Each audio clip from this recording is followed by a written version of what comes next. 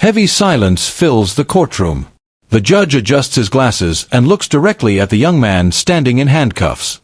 Daniel, before sentencing, do you have anything to say? Daniel raises his head slowly. His eyes are red, lips trembling. The room holds its breath. He turns slightly and sees his mother seated at the back, head bowed, eyes flooded with tears. Voice cracking, Daniel speaks. I just wanted to make my mother proud. She always thought I was a failure. The entire courtroom goes still.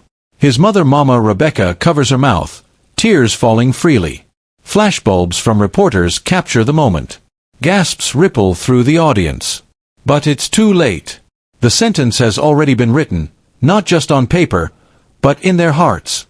This isn't just a story, it's a warning. A warning to every parent. To every child who feels unseen. Watch until the end to understand why you should never push your children too far. Don't forget to like and share, because this story could bring healing to many families. Subscribe for more powerful stories like this one. In a quiet corner of the bustling city of Lagos, inside a modest 2-bedroom flat in Maryland, lived a woman known by everyone as Mama Rebecca. A widow for over a decade, she had poured every ounce of her love and strength into raising her only child, Daniel. Mama Rebecca sold provisions at a nearby kiosk, biscuits, bread, detergent, and sachet water, just enough to get by. She wasn't rich, but she was respected. Her son, Daniel, had always been different. Quiet. Thoughtful. Never one for trouble. After his father died, Daniel stepped up, in his own way, never complaining, never asking for much. And when he finally graduated from the university with a degree in economics, Mama Rebecca held a Thanksgiving in church. My son is going to make it, she declared, dancing down the aisle with a wrapper tied to her waist and tears in her eyes. But city life doesn't always reward the good ones. Months passed.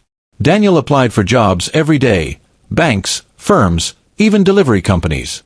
He printed out CVs in batches, walked in the heat from office to office, only to be told, "We'll get back to you."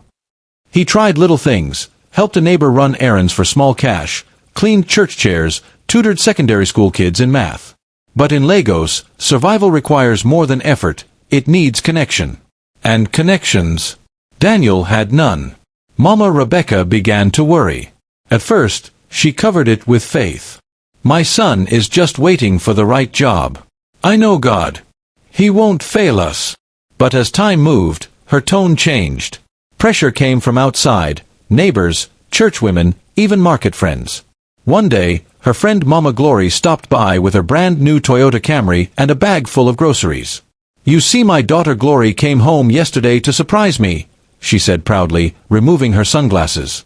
She said, Mummy, your bus days are over, and she gave me the key to my new Toyota car. Can you imagine? Mama Rebecca smiled, but her heart clenched. That evening, she looked at Daniel as he sat on the couch, scrolling through his phone, job websites open but eyes tired. Daniel, she said, folding her arms, how long will you keep waiting? Look at Glory. Look at Tony, the carpenter's son. That one built a house for his parents in Ireland. Yet you sit here, pressing phone every day like you're expecting money to fall from the sky. Daniel looked up, his face calm but wounded. Mummy, I'm trying. I've applied to over 50 places. I even followed up with some in person. Trying is not enough, she snapped. Trying doesn't put food on this table. You're a man now, Daniel. A graduate. You should be doing better than this. He didn't reply. He just nodded and went back to his phone, but not to job sites this time. His fingers hovered on social media, where old classmates posted photos from trips to Dubai, videos of new cars, soft life, and fake motivational captions. 1 week later, Daniel's friend Collins visited. They sat in the living room, catching up, and Mama Rebecca, in her usual style, made her way into their conversation. Collins, my dear, what are you doing now? Are you working?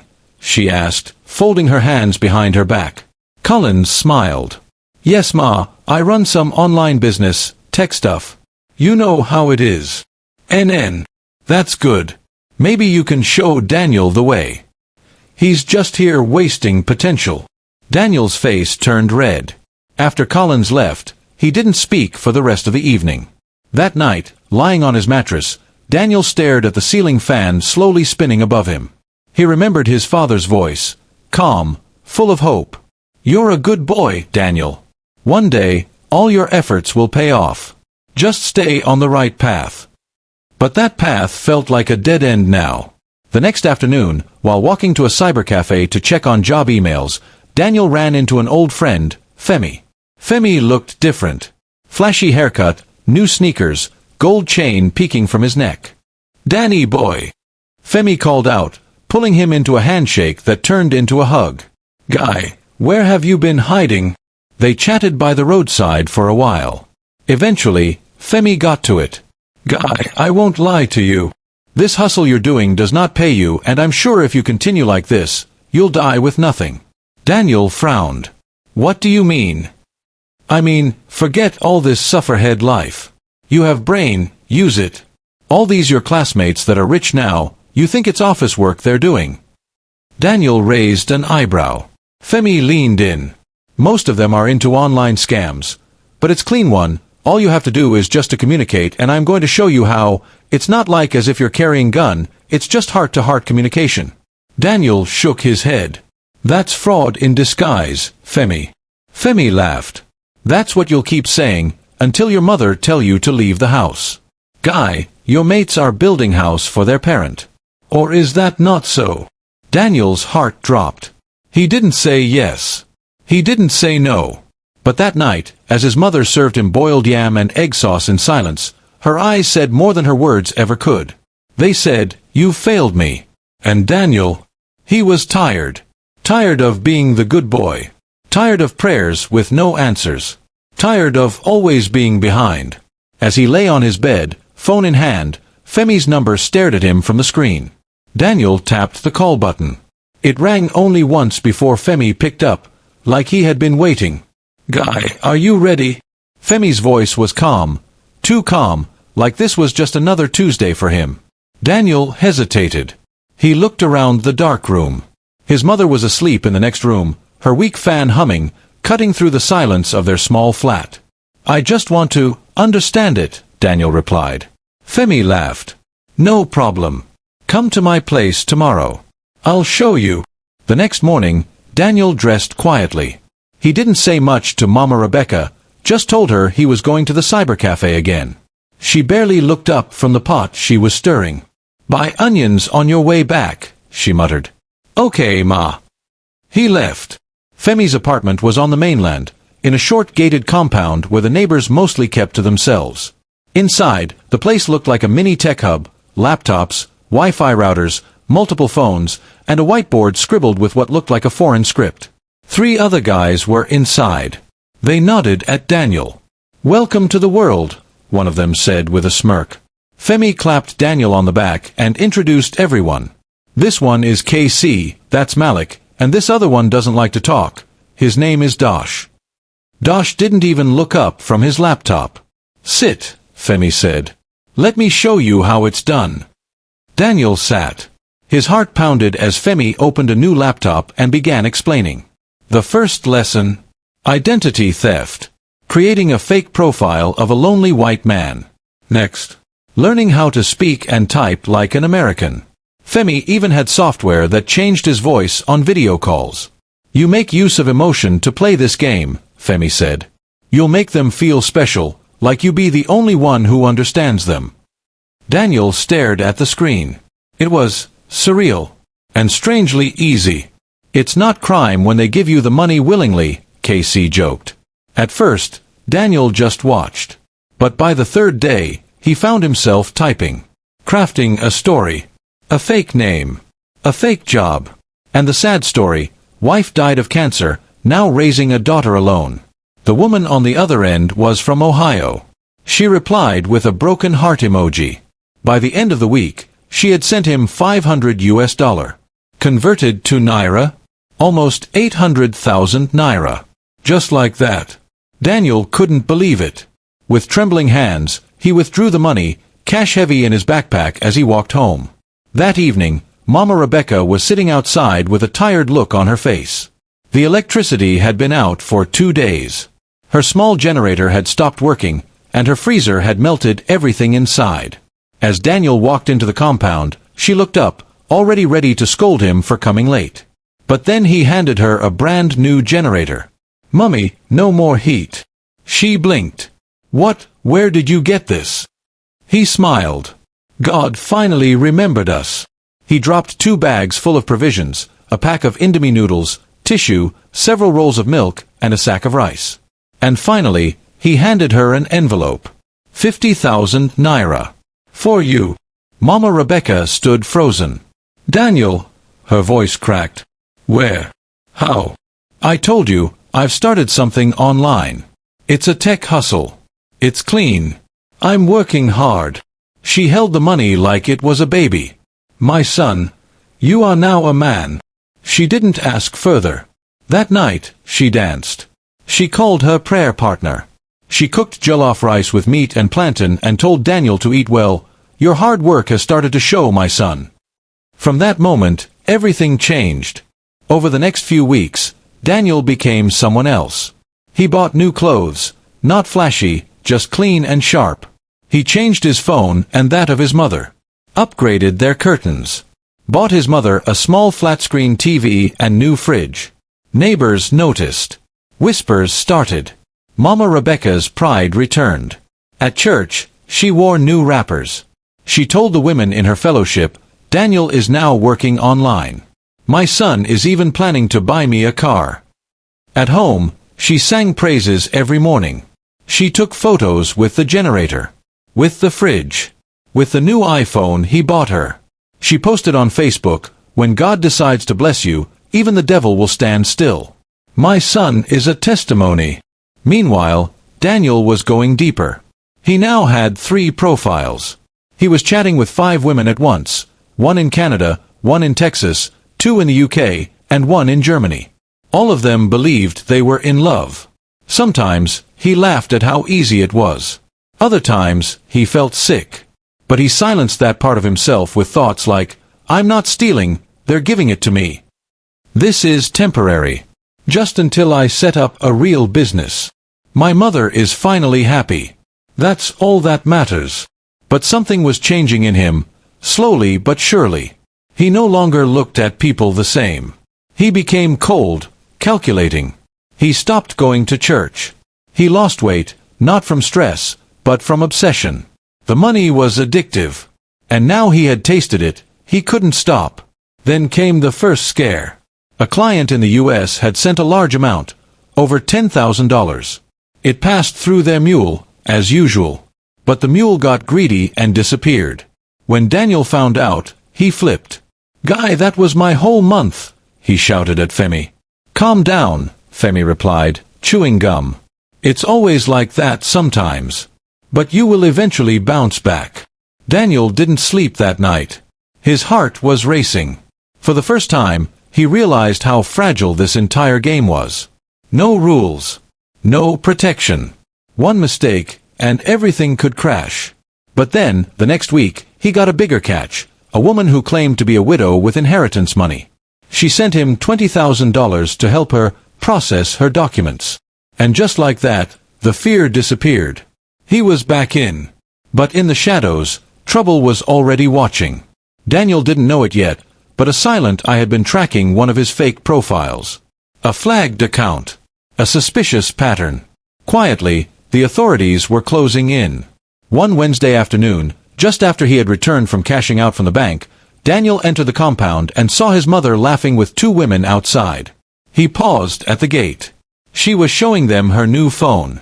"You see this iPhone? Daniel bought it for me. The latest model.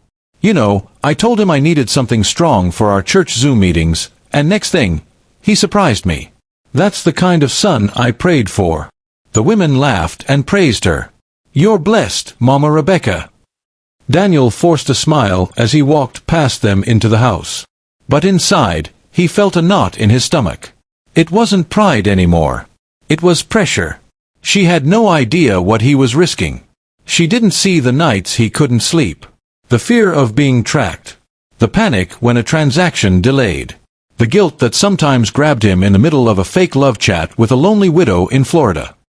He sat on the edge of his bed and exhaled. He had gone too far to turn back. That same evening, Femi sent him a voice note. "Guy, please be careful. One of our guys from Ikeja side has been captured by the authority. EFCC arrested him like chicken this morning." Daniel froze. "Are they coming for us?" he texted back. "No. Just delete unused chats. Clean your devices.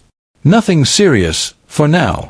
Daniel quickly backed up files, cleared cookies, and wiped his call history. His hands were shaking, but he told himself again, "Just a little longer. I'm almost out." But the gods of crime never forget. And they never knock twice. 3 days later. A Friday evening.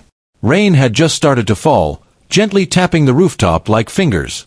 Daniel was in his room, replying to one of his clients, a Canadian woman who believed he was a marine engineer stationed offshore. He didn't hear the gate bang. He didn't hear the boots in the corridor. But he heard the shouting. "Open the door. EFCC. Nobody moves." Daniel froze. Everything in him went cold. The pounding on the front door was loud, violent. Mama Rebecca screamed from the kitchen. "What's happening? Who are you?" Before anyone could answer, the door burst open. 3 men in dark jackets stormed in. 2 more followed with an official warrant. They grabbed Daniel before he could even move. His mother screamed and rushed forward. She grabbed one of the officers by his cloth. "What are you doing?" "That's my son. He's done nothing." One of the officers turned to her, firm but calm. "Madam, we have reason to believe your son is involved in cyber fraud. He's under arrest." Daniel didn't speak. He didn't struggle. He just looked at his mother as they cuffed his hands behind his back. "Mummy, I'm sorry." She shook her head in confusion. "What are they talking about, Daniel? Tell them the truth now."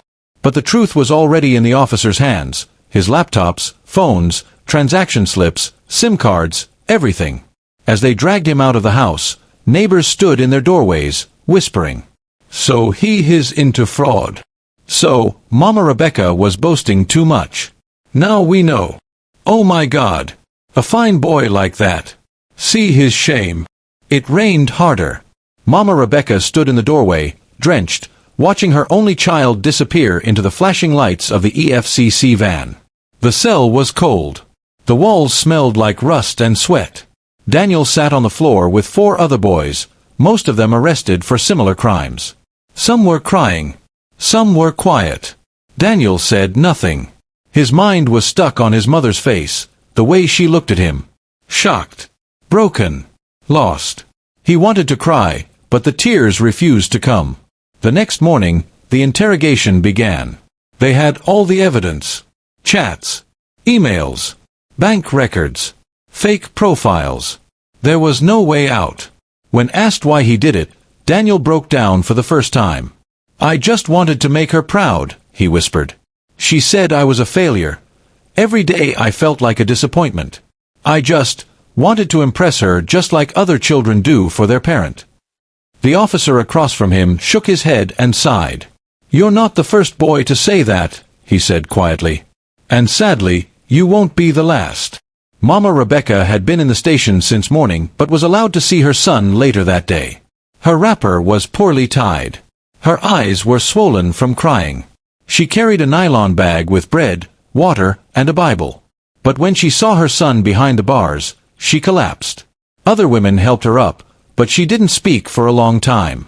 When she finally did, her voice trembled. "Why didn't you tell me?"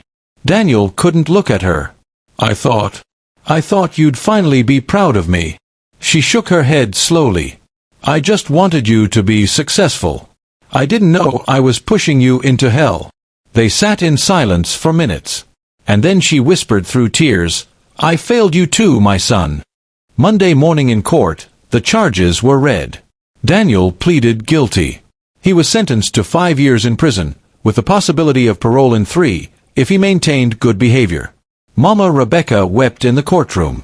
The sound was raw, the kind that silenced everyone around.